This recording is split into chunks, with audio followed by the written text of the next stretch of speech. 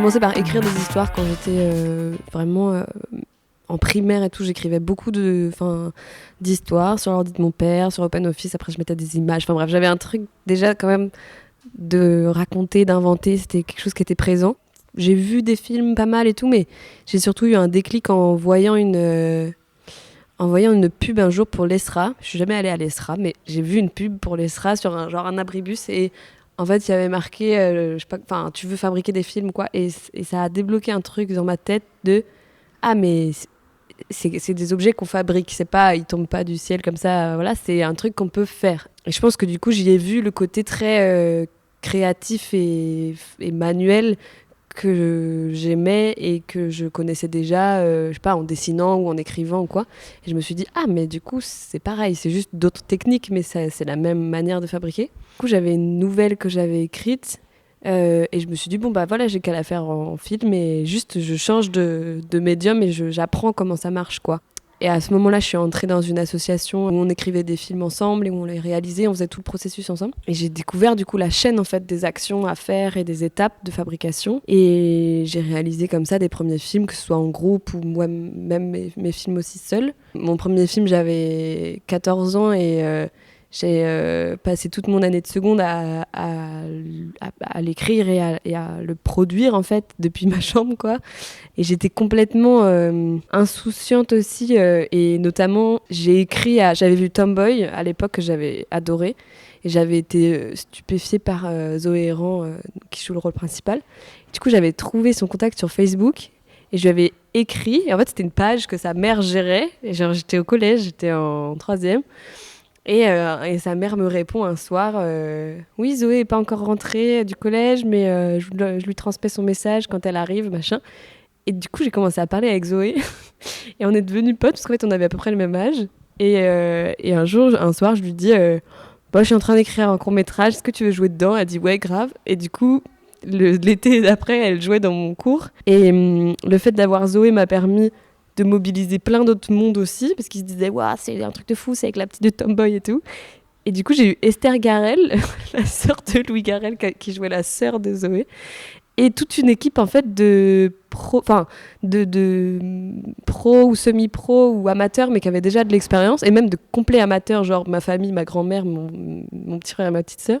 Et on a tourné dans ma maison de vacances, et je suis hyper fière du film aujourd'hui. Et c'est vraiment mon premier film autoproduit, donc avec aussi des moyens différents de maintenant, mais voilà, il y a eu j'ai commencé de manière très artisanale, je dirais, et sans avoir du tout en tête des choses qui sont peut-être plus présentes aujourd'hui dans mon esprit de production, de vente, de succès, de festival, de machin. Enfin, c'était vraiment très...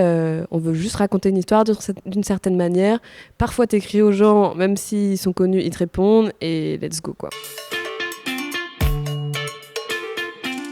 Alors déjà, j'ai fait un blocage d'1 an après le tournage qui s'est extrêmement bien passé. Mais sauf que moi, dans mes étapes que j'avais envisagées, j'avais toujours envisagé le montage comme un truc relativement facile et que je pouvais faire toute seule, quoi. Et du coup, tous les sous que j'avais réunis, qui étaient genre, je pense, 4 000 € grand max, j'en avais plus à ce moment-là. Et j'ai fait le montage de mon film qui était comme ce que j'imaginais depuis 1 an. Et c'était catastrophique, c'était nul. Enfin, on comprenait rien et c'était l'enfer. Et du coup, là, j'ai un peu sombré où je me suis dit, j'ai plus la ressource. Là, c'est des compétences qui me dépassent celles que j'ai. Et j'ai pas l'argent pour payer quelqu'un ou quoi. Et puis un jour, ça s'est débloqué aussi. J'ai reçu de l'aide aussi pour le montage. Et moi, j'ai surtout pris du recul et j'ai été plus en capacité de m'en occuper et de couper des choses. En fait, je pense que j'étais juste pas capable de couper des choses qui demandent un recul et je l'avais pas à l'époque. Finalement, il a plutôt marché en fait quand il a été terminé et ça m'a ouvert certaines portes de festival. J'avais gagné un prix au Festival du film de l'Ouest et j'étais allée à Trouville aussi, au Festival de Trouville. Enfin, il y avait eu quand même plusieurs sélections. Et surtout, je pense que c'est hyper cucu, mais la principale porte que ça m'a ouverte, c'est quand même de me dire... Enfin, de me prouver que j'étais capable d'aller au bout d'un projet et que j'avais un peu grillé des étapes et que j'avais 14 ans et j'avais fait ce film et tout, mais qu'en fait, il y avait certains moments où je pouvais pas passer au-dessus du fait qu'il fallait du temps dans la création et que c'était le temps qui te permettait de enfin, que tu pouvais pas l'acheter, quoi. Et que c'était ça qui te permettait un recul qui faisait qu'après le film était meilleur. À cette époque-là, je me suis dit, bon, pour faire du cinéma, j'ai l'impression qu'il faut quand même aller à la FEMIS, il faut aller dans les écoles. Du coup, je me suis inscrite à Guisto, la prépa à Nantes qui permet de... Enfin, une prépa FEMIS, quoi. Et là, j'ai passé l'entretien. Et en fait, l'entretien était infâme. Et le jury qui m'a fait passer l'entretien m'a démonté en disant mais vous êtes pris pour qui à réaliser un film à 14 ans vous avez des parents qui sont dans le milieu ou quoi, enfin vous n'avez pas compris que le cinéma c'est un art hiérarchique, comment ça se fait que vous permettez de réaliser des films alors que vous avez zéro expérience et tout. Ça m'a terrifiée, ça m'a dégoûtée. J'ai été première sur liste d'attente et j'ai pas compris du coup parce que je me suis dit bah soit vous me détestez et vous me mettez loin, soit c'était du bluff et vous me prenez, mais j'ai pas compris cette place là, ce qui fait que je les ai envoyés chier et en fait je suis allée à la fac à Paris et du coup ça a acté quelque chose de bon, j'ai envie de faire du cinéma mais je vais peut-être pas passer par la voie toute tracée qu'attendaient aussi mes parents de la prépa, les écoles machin, on va peut-être aller directement sur le terrain et en vrai c'est ça qui me plaisait et du coup je suis allée à la fac mais en réalité j'y allais pas beaucoup parce que je commençais à m'intéresser au poste de coach enfant, donc j'aime pas trop moi dire coach enfant, du coup j'ai inventé un nom qui est assistante à la direction et à la protection des enfants sur les plateaux, donc les enfants comédiens. C'est un poste qui consiste à protéger les enfants comédiens, les mineurs comédiens, tout ce qui peut être nocif dans l'expérience d'un tournage, quoi. Et ça va de juste faire gaffe à ce qu'ils se prennent pas un truc sur la tête ou qu'ils tombent pas ou quoi, à vérifier que leurs horaires et leur confort est garanti sur le tournage, à aussi vérifier que les parents sont pas complètement starbes et que c'est pas pour eux que en fait ils font tourner l'enfant, blablabla, qu'il n'y a pas de chantage ou de pression. Et ça va aussi beaucoup consister à protéger l'enfant des abus ou des violences qui peuvent venir de personnes de l'équipe, femmes ou hommes, et peu importe quel poste, quoi. Et c'est un poste on ne peut plus brûlant là en ce moment aussi, parce que c'est suite aux révélations de Judith Godrèche en mai dernier, un peu avant, que le poste est devenu, ça y est, obligatoire maintenant, ce qui n'était pas le cas avant. Et du coup, à ce stade, donc c'était il y a 5 ou 6 ans, en fait, personne ne savait ce que c'était le poste de coach enfant. Enfin, ça existait déjà un tout petit peu, mais on n'en parlait pas du tout. C'était absolument pas une obligation et ça n'avait pas de fiche de métier non plus. Donc les missions étaient hyper floues. Mais moi, je viens de l'animation de colo et de loisirs, etc. Et j'adore ça. Et du coup, vu que j'avais la double casquette, on m'a proposé un peu d'accompagner des enfants. Et là, je me suis dit, bah, il y a un créneau énorme à prendre. C'est fascinant. Il y a plein de choses à inventer et surtout c'est terrifiant ce qu'on voit qui se passe hors de quand il n'y a pas de cadre. Et voilà pourquoi j'allais pas beaucoup à la fac, parce que j'étais beaucoup du coup sur les plateaux avec des enfants, notamment du coup sur les films de la production, de la société de production Film Grand 8, qui m'a un jour dit bon bah c'est super que tu nous aides avec les enfants, mais tu veux pas nous écrire un scénario plutôt et tout. Et là j'étais ok. Et en fait je pensais au scénario de César depuis quelques années déjà. Et donc, je me suis bougée et je leur ai fait lire quelque chose. Et voilà. La source de la natation, elle est complètement autobiographique. Et comme l'histoire de Lou, quand même relativement. Et par contre, mon frère n'a jamais fait d'escrime, il a fait de la danse. Et là, pour le coup, j'ai pensé à la danse pour César, mais ça aurait, à mon goût, été presque trop cliché ou on a vu la danse déjà beaucoup au cinéma, et donc j'ai cherché quelque chose qui était un peu plus rare, mais qui avait cette même grâce et cette même ambiguïté aussi, et ambiguïté en termes de genre aussi, je veux dire. Et du coup, l'escrime m'est apparu assez vite, j'en ai jamais fait, et j'ai suivi par contre un groupe d'escrimeurs, de jeunes escrimeurs pendant 2 ans et demi. J'allais à leurs cours et tout ça, même parfois je tirais contre eux et j'étais nulle et ils me... Enfin bref. Et en fait, plus je découvrais le sport, plus je me disais, mais c'est évidemment ça que je veux filmer. C'est extrêmement intéressant, il y a toute cette ordre et cette droiture dans le sport qui du coup était très très très en contradiction avec ce que je voulais montrer dans les vestiaires, et ça me plaisait parce que je trouve que c'est quelque chose dont sont capables les enfants et il le performe tous les jours, ce truc de à la fois répondre exactement aux exigences des adultes et en même temps, dès que la porte est fermée aussi, aller complètement à l'inverse, ça m'intéresse. Et puis il y avait quelque chose autour de l'androgynie, du masque, enfin voilà, il y avait 1000 symboles qui me parlaient. Et puis je trouvais ça beau aussi esthétiquement, à l'image et au son, il y avait plein de choses qui me parlaient. Les vestiaires, je savais que je les voulais parce que je voulais aussi cette espèce d'incubateur de masculinité. Et puis j'ai réalisé aussi que c'était en fait un espace, c'était le seul espace pour des jeunes dans lesquels ils se retrouvaient en non-mixité de manière régulière et sans adultes. En fait, il n'y en a pas d'autres en soi, fermés comme ça. Et avec une telle régularité, et en plus dans le cadre de quelque chose de scolaire, quoi, d'instaurer par les adultes. Et ça me plaisait du coup de voir ce qui se crée dans ces moments-là, dans ces endroits-là, sans pour autant aller chercher des vestiaires de foot ou de rugby ou quoi. Qui sont pas moins intéressants, mais qui me parlaient moins en tout cas. C'est un enfant que j'avais du coup dans ma colo, que je connaissais depuis plusieurs années, puisque en fait quand j'étais animatrice, j'allais le rattraper quand il faisait des fugues. Et donc c'est un enfant qui m'avait touchée il y a très longtemps déjà et qui m'avait émue. Je pense que j'ai écrit en ayant un peu son visage en tête, mais en me projetant absolument pas dans le fait de travailler avec lui, parce que c'était deux mondes différents, celui du cinéma et des colonies de vacances pour moi.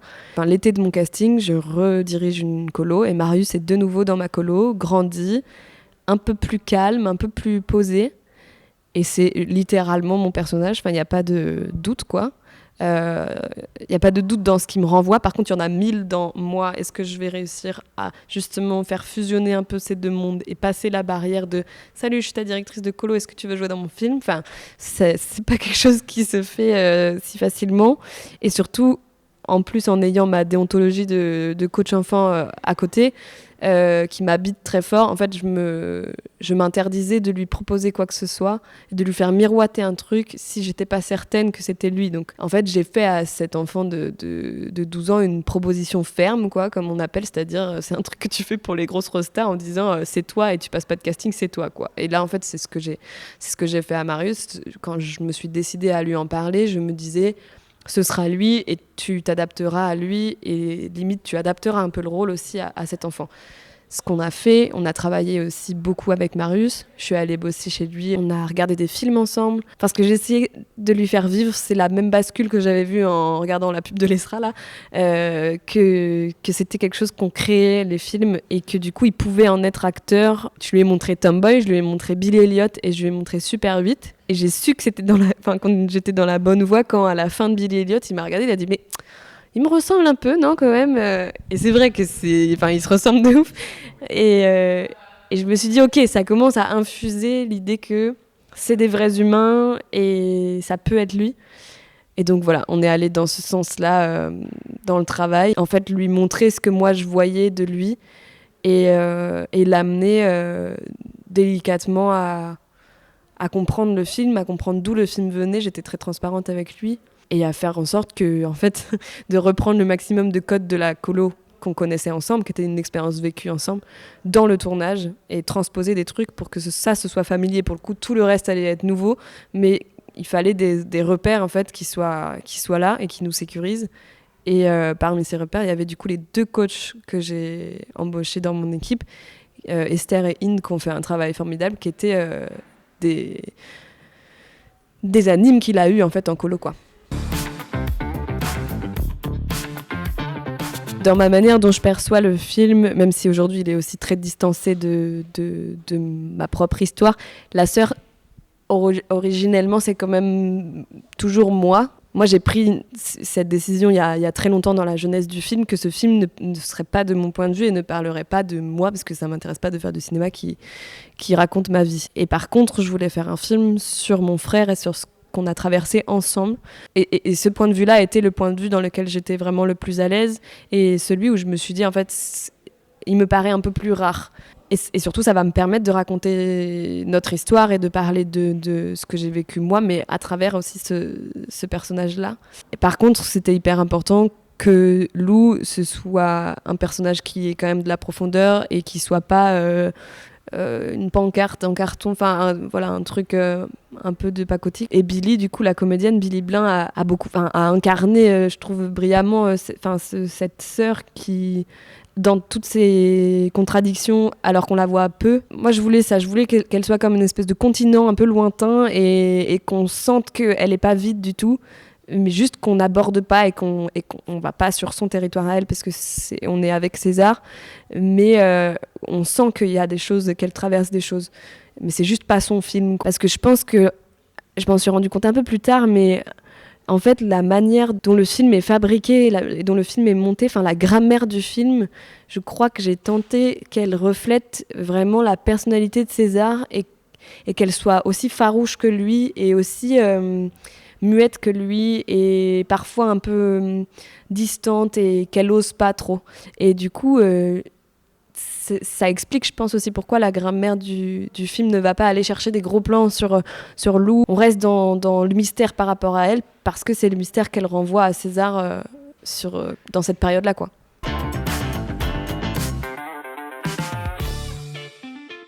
J'ai compris, petit à petit, je comprends que j'ai un cinéma qui est pas forcément très bavard et parfois un peu cryptique, mais que par contre, il est truffé de symboles par-ci par-là. Il y en a on comprend, il y en a on comprend pas. Enfin, je me rends compte que je le veuille ou non, c'est comme ça qu'il y a que plein de choses sortent aussi de ce que j'ai à dire ou ce que je veux dire. Et que je suis peut-être meilleure pour trouver des symboles que pour écrire des lignes de dialogue. Et du coup, mais ce que j'aime bien, c'est qu'au scénario, il y en a plein. Il y a peut-être le double de symboles que ce qui reste dans le film. Et donc c'est compliqué, les commissions, quand on dépose en aide ou quoi, elles vont tout le temps questionner parce que les symboles, c'est en plus quelque chose qui est super dur à rendre à l'écrit. Et le chat à l'écrit, personne ne comprenait, les trucs, il y a plein de trucs à l'écrit, c'était laborieux de fou, et pour que ce soit compris, il faut pousser le trait, mais du coup c'est hyper mauvais. En tout cas, moi j'en tartine pas mal, et on tourne quasiment tout, et après au montage on voit ce qui fonctionne en soi, mais aussi ce qui fonctionne par association, c'est-à-dire que la voiture va fonctionner avec le chat, et ça aurait pas fonctionné l'un sans l'autre, quoi. Et du coup, c'est des espèces de réseaux de symboles, en fait, que tu crées. Parfois, il y a des surprises, et ce chat, il est arrivé très très tard. Il est arrivé, je pense, peut-être quelques semaines avant le tournage. Et aujourd'hui, c'est un truc dont on me parle énormément. Et ça me fait trop rire que ça me prenne. À chaque fois, quasiment, on me demande c'est quoi votre interprétation du chat et tout. Et en fait, je préfère, avant de dire les miens, je préfère entendre ceux des gens, vraiment. Parce que parfois, il y en a qui m'ont sorti des interprétations que je trouvais brillantes et bien meilleures que les miennes. Et moi, ce que j'y vois, c'est la résilience, c'est ce qui va suivre, c'est aussi la douceur qui se cache derrière les traumatismes et que c'est jamais tout noir ou tout blanc et qu'il y a toujours un truc un peu bizarre qui n'a rien à foutre là mais qui est quand même là et qui est quand même beau. Et la voiture, pour le coup, ça c'est un symbole qui est autobiographique de nouveau et qui me plaît dans ce que ça raconte un peu bêtement de la masculinité, les grosses voitures. Et surtout, du coup, c'était un kiff de pouvoir la fracasser à la fin. Après, il y a aussi les symboles et les détails qui ont été apportés par les enfants eux-mêmes, et notamment le truc du trombinoscope, là, les dessins qu'ils ont faits et tout ça, c'est des trucs qu'on a fait avec eux. Ça, je voulais leur laisser carrément de la place là-dedans pour amener leur private joke, leur connaissance, les trucs du moment aussi. Je sais qu'il y a marqué Best Life, il y a des trucs qui marquent la période dans laquelle on était et qui viennent purement d'eux. Et ça, je voulais que ça existe aussi, et pas de ma part comme une vieille boumeuse, quoi. J'aimerais adapter un roman québécois qui parle d'enfants, qui parle de traumatisme, qui est un peu dans la même veine, mais là pour le coup c'est plus du trauma à l'échelle familiale ou individuelle, c'est carrément à l'échelle d'un village. Du coup je viens d'être sélectionnée à la résidence du groupe Ouest pour écrire ce premier long métrage, donc c'est un peu une folie, je suis hyper contente que ça se passe en Bretagne aussi. Et entre-temps je continue à être coach et à accompagner les enfants sur du court, du long, de la radio, de la série, du théâtre, un peu partout. Et je milite aussi beaucoup en fait pour la création de ce poste en bonne et due forme, pour que des formations existent et pour qu'on en parle mieux et qu'on sensibilise vraiment la profession à l'emploi des enfants, puisque c'est le seul cadre dans lequel on peut faire travailler un enfant aujourd'hui en France, et que c'est encadré n'importe comment. Donc il y a besoin d'aide là-dessus, sur la question. Et je vais continuer la radio aussi. J'ai fait un podcast pour Arte Radio qui s'appelle Malheur niveau 2 et j'ai adoré.